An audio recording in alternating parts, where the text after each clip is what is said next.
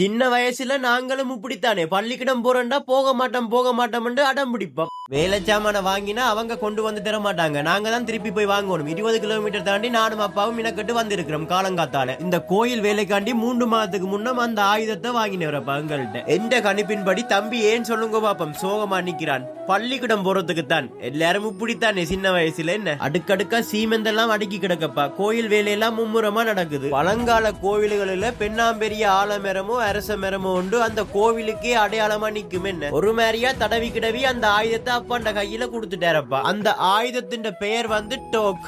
Concrete கம்பிகளை வளைக்கிறதுக்கு உதவும். அண்ணன் அதென்ன பயங்கர வேலையால தான் 3 மாதமா கிடந்து இழுபட்டதுண்டு அப்பாவை சமாளிக்கிறாராம். பெட்ரோலை போட்டுட்டு வீட்டை வந்தா ஒரு பக்கம் பீமுக்கு கூடு கட்டி கொண்டு நிக்கணும், இன்னொரு பக்கம் சட்டிலிங் அண்ணாக்கள் தங்கட வேலை நடக்குது. பீம் கூடுகள் கட்டுறதுக்கு கம்பிகள் வாங்கணும். அப்பா நம்ம அக்கௌண்ட்ல இருந்து காசு எடுத்துட்டு வேற சொன்னாரு. வார வழியிலேயே காலமை சாப்பாட்டையும் பக்கத்துல ஒரு கடையில சாப்பிட்டு வந்தேன். நாம தான் கணக்குல கொஞ்சம் வீக்காச்சே. கொண்டு வந்த காசை தவண்டு எண்ணி அப்பாண்ட கையில கொடுத்தேன் பத்திரமாக. அண்ணாக்கள் படிக்கு பலகை அடிச்சு கொண்டிருக்கணும். நாங்கள் கட்டுற இந்த வீட்டின் ஸ்டைல், இந்த வீட்டின் அமைப்பு எப்படி வரப்போகுது 5 நிமிஷம் என்றாலும் வீடியோவில் காட்டி கதைச்சு யூடியூப்ல போடுறேன். போட்டா பிறகு சொல்றேன். என்ன பிறகு இஞ்சாரடா பீம் கம்பி எல்லாம் வந்துறாங்கி இருக்குது. நாளைக்கும் உங்களோட கண்ணுல பட்டா சந்தோஷம் தான்.